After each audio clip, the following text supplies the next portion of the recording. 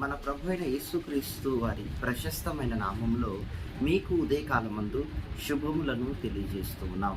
అందరూ బాగున్నారా? ఈ ఉదయకాల సమయంలో మీరు దేవునితో కనెక్ట్ అవ్వటానికి దేవుని వాగ్దానాలు ఎంతో మనకు సహకరిస్తున్నాయి. అంతేగాక పరలోక సహాయాన్ని మీరు పొందాలన్నా, దేవుని వలన కార్యమును మీరు పొందాలన్నా నిశ్చయముగా మీరు విశ్వసించినప్పుడు ప్రతి కార్యము జరుగును.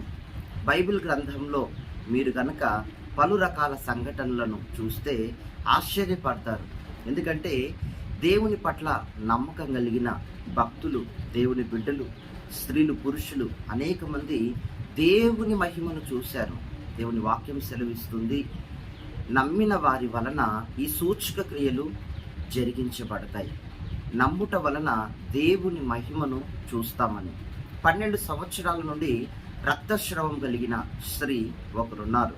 ఆమె ప్రభు అయిన యేసుక్రీస్తు గుంపు జనములో ఉన్నప్పుడు ఆయన వస్త్రాన్ని మాత్రము తాకగలిగింది, ఆయన్ని కాదు.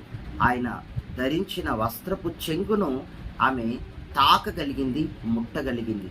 ఆ ముట్టగానే 12 సంవత్సరముల నుండి ఆమె వేదనతో, బాధతో, రక్తస్రావం వలన ఇబ్బంది పడుతూ ఎదుర్కొంటోంది ఆ సమస్యను. కానీ వెంటనే ఆ రక్తధార కట్టబడెను. ఆమెలో ఒక గొప్ప అద్భుతం, కారణం దేవునిలో ఉన్న ప్రభావం, దేవునిలో ఉన్న మహిమ ఆమె జీవితంలో కార్యం చేసింది. అలాగే పుట్టుగ్రుడ్డివాడు బర్తలోమై ఉన్నాడు. అతనికి చూపు లేదు, కానీ దావీదు కుమారుడా అని దేవుణ్ణి పిలువసాగాడు. దేవుడు వెంటనే అతని మనవిని ఆలకించి అతని కన్నులు అతనికి ప్రసాదించినట్లుగా, పుట్టుగురుటివాడు, ఈ కన్ను గల స్థానంలో అతనికి కళ్ళు లేవు, మూతబడినట్టు, చర్మం అంతా మూసుకొని పోయినట్టు ఉన్నది. కానీ అక్కడ నూతనమైన దృష్టి, చూపు, కన్నులను దేవుడు ప్రసాదించగలిగాడు. దేవుని మహిమను అతడు చూడగలిగాడు. మనం చూస్తున్నట్లయితే బైబిల్ గ్రంథంలో చనిపోయిన లాజరు ఉన్నాడు. 3 దినాల తర్వాత, చనిపోయి సమాధి చేయబడిన 3 దినముల తర్వాత దేవుడు ఆ స్థలంలో నిలిచి లాజరు బయటికి రాని పిలవగానే ఆ చనిపోయి ప్రేత వస్త్రములతో చుట్టబడి సమాధిలో నుండి మనుషుడు బయటకు లేచి నడిచి వచ్చినట్లు వాక్యం సెలవిస్తుంది. చనిపోయిన మనిషి పైకి లేపబడ్డాడు. హల్లెలూయా! దేవుని మహిమ గల కార్యాలు మీరు కూడా చూడాలనుకుంటున్నారా? అయితే విశ్వాసము, నమ్మకము, భక్తి దేవుని పట్ల మీరు కలిగి ఉండి, యేసయ్యా నీ నామం పేరిట నాకు ఇటువంటి అద్భుతాలు చేస్తావని ఈరోజు నమ్ముతున్నాను, నా పట్ల కూడా ఈ కార్యము చెయ్యి అని మీరు గనక మీ మనసులో మీరు ప్రార్థించగలిగితే, ఆ మనవిని కూడా విని మీ కష్టాన్ని అర్థం చేసుకొని మీ పట్ల కార్యము చేయగలిగిన దేవుడై ఉన్నాడు. అందుకే చూడండి, దేవుని వాక్యం ఎప్పుడు కూడా నమ్మకమైనది.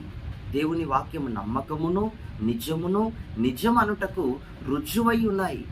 క్రైస్తవుల జీవితాలు రుజువుతో కూడిన కార్యాలు ప్రభు చేయబోతున్నాడు.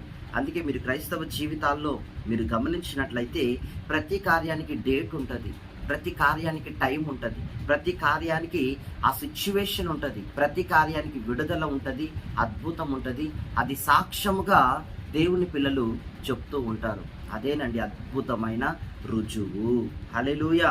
మీ జీవితాన్ని గూర్చి ప్రవచనాత్మకంగా కూడా ప్రతి ఉదయం దేవుడు మాట్లాడతారు.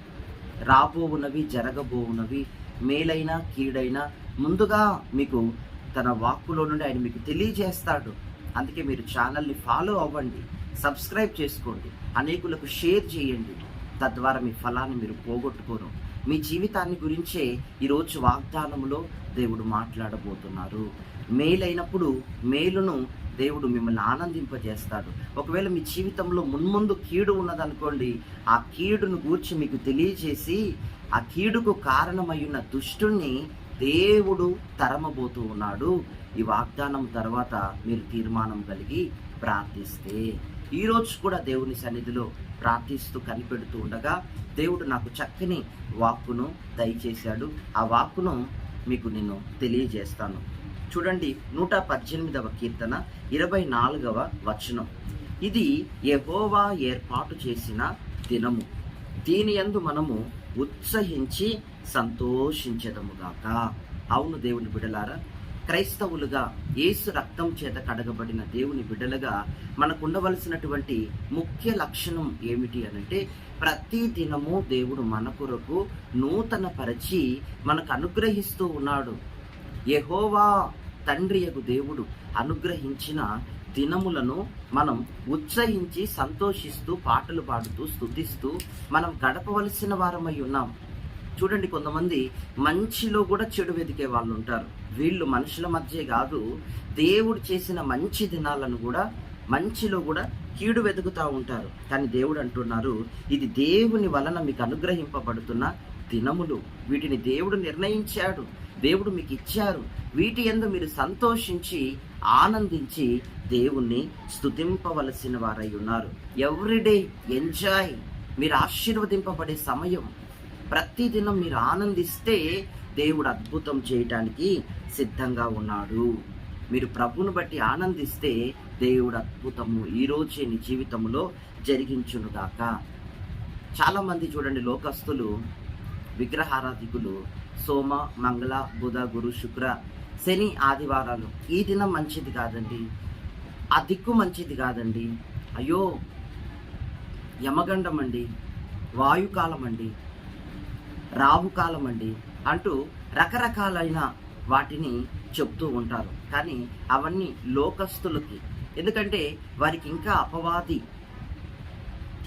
యొక్క హస్తములలో నుండి, రాక్షస అపవాది యొక్క హస్తములలో నుండి వారికి విడుదల లేదు.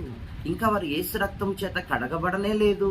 కాబట్టి వారికి అవన్నీ ఉండటం సహజం. కానీ విచిత్రం ఏంటంటే, దేవుని బిడ్డల జీవితాల్లో కూడా ఈ రోజుల్లో కొంతమందిలో ఇది రావు కాలం అండి, ఈ దిక్కు మంచిది కాదండి, సోమవారం మంచిది కాదండి, శుక్రవారం మంచిది కాదండి అని అంటుంటే నిజంగా దేవుడు ఎంతో దుఃఖపడుతున్నారు. వీళ్ళే దేవుడు చేసి మంచి దినములను మనకిస్తే ఆ మంచిలో కూడా చెడును వెతుకుతున్నారు. దయచేసి దేవుని బిడ్డ, నువ్వు ఈ విధంగా వెతకొద్దు. నామకార్థత నుండి, ఇదిగో అన్య జనుల వాతావరణం నుండి నువ్వు బయటికి రావాలి. ఈరోజు పరిశుద్ధాత్ముడు నిన్ను బయటికి తీసుకొని వచ్చునుగాక. ఎందుకంటే దేవుడు చేసే ఈ మంచిలో మీరు కీడు వెతికితే మీరు మీ జీవితంలో సాధించేది ఏమి ఉండదు, వ్యర్థులైపోతారు, భ్రష్టులవుతారు. అంతే కదా. అవసరమైనది మనం చేయకపోతే అనవసరమైనవన్నీ మనల్ని స్వాధీనపరుచుకుంటాయి. మనము దుష్టుని చేత అపహరింపబడిన వారము అవుతాం. అందుకే ఈ ప్రమాదం ఉంది గనక దేవుడు చేసిన మంచి దినాన్ని బట్టి మనం స్తుతించి స్తోత్రించినప్పుడు, ఆరాధించినప్పుడు, దేవానికి కృతజ్ఞతలు చెప్పినప్పుడు దేవుడిని పట్ల నువ్వు ఏ గడ్డు సమస్యతో, ఏ ఆటంకము చేత ఆటంకపరచబడుతున్నావో వాటన్నిటిలో నీకు అద్భుతము చేయగలిగిన దేవుడిగా ఉంటూ ఉన్నాడు. హల్లెలూయా. ఎందుకంటే ఈరోజు నీకు విమోచన దినం, నువ్వు స్వస్థపడే దినం, నీ కార్యానికి ఆటంకాలు తొలగే దినం. ఈరోజు నువ్వు ఉత్సహించాలి, సంతోషించాలి, కీర్తించాలి, పాటలు పాడాలి. గుర్తుపెట్టుకోండి, దేవుణ్ణి బట్టి మీరు ఆనందిస్తేనే అద్భుతాన్ని మీరు చూడబోతూ ఉన్నారు. ఏదో కార్యం మిమ్మల్ని బాధిస్తుంది కదా, మీ హృదయాల్లో నొప్పిగా ఉంది కదా, మీ హృదయాన్ని రంపంతో కోసేసినట్టుంది కదా, మీలో ఉన్న బలాన్ని లాగినట్టు ఉంది కదా. అయితే వాటన్నిటి నుండి దేవుడు విడిపించబోతున్నాడట. ఎప్పుడు అంటే మనం ఈ దినాన్ని బట్టి, ఈ దినమందు ప్రభువు అనేక అద్భుతములు చేయబోతున్నావు. ఇది నీ దినం, ఇది పరిశుద్ధపరిచి నీవు నాకిచ్చిన దినం.